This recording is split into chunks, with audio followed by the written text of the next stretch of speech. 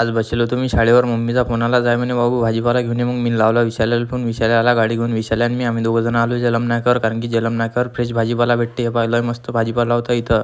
आणि मुगाच्या शेंगा बी होत्या. मुगाच्या शेंगा घेतल्या आणि डाळ पालकसाठी पालक घेतला. मस्त टमाटे आणि मिरच्या घेतल्या.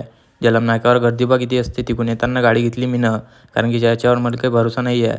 मग आम्ही दोघंजण आलो घरी. घरी येऊन भाजीपाला दिला घरात ठेवून आणि मग आलो मंदिरावर. मंदिरावरून बाप्पाचे घेतले दर्शन.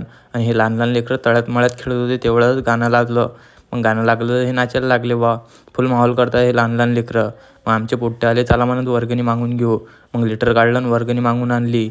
तेवढ्यात आरतीचा टाईम झाला होता. मग सगळ्या पोट्ट्यांनी मिळून आम्ही ना आरती केली. आरती बिरती झाली. मग आलतो घरी. घरी येऊन मी केलं जेवण. पण जेवणाची क्लिप घ्यायचीच बोललो मी. मग तयारी केली. मग मी आलतो ठाव्यात. ठाव्यात येऊन बसलो. जरसा ठावा ऐकला तेवढा आला चहा. मग पहिले गरम गरम चहा पेला आणि मग डबल ठावा सुरू झाला. आता ऐका तुम्ही बी जरसा ठावा.